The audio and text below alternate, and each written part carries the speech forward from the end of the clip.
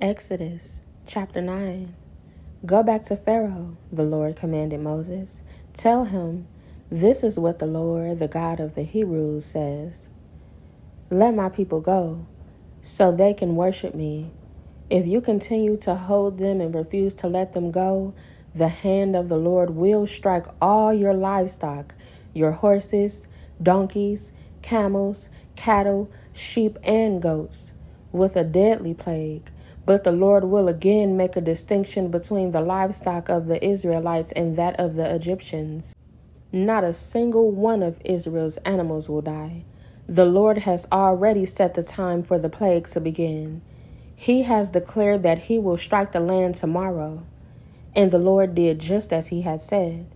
The next morning, all the livestock of the Egyptians died, but the Israelites didn't lose a single animal. Pharaoh sent his officials to investigate, and they discovered that the Israelites had not lost a single animal. But even so, Pharaoh's heart remained stubborn, and he still refused to let the people go. Then the Lord said to Moses and Aaron, take handfuls of soot from a brick kiln, and have Moses toss it into the air while Pharaoh watches. The ashes will spread like fine dust over the whole land of Egypt, causing festering boils to break out on people and animals throughout the land. So they took soot from a brick kiln and went and stood before Pharaoh. As Pharaoh watched, Moses threw the soot into the air, and boils broke out on people and animals alike. Even the magicians were unable to stand before Moses because the boils had broken out on them and all the Egyptians. But the Lord hardened Pharaoh's heart, and just as the Lord had predicted to Moses, Pharaoh refused to listen. Then the Lord said to Moses, get up early in the morning and stand before Pharaoh. Tell him, this is what the Lord, the God of the Hebrews, says. Let my people go, so they can worship me. If you don't, I will send more plagues on you and your officials and your people. Then you will know that there is no one like me in all the earth. By now, I could have lifted my hand and struck you and your people with a plague to wipe you off the face of the earth. But I have spared you for a purpose, to show you my power and to spread my fame throughout the earth. But you still lord it over my people and refuse to let them go. So tomorrow at this time I will send a hailstorm more devastating than any in all the history of Egypt. Quick, order your livestock and servants to come in from the fields to find shelter. Any person or animal left outside will die when the hail falls. Some of Pharaoh's officials were afraid because of what the Lord had said. They quickly brought their servants and livestock in from the fields. But those who paid no attention to the word of the Lord left theirs out in the open.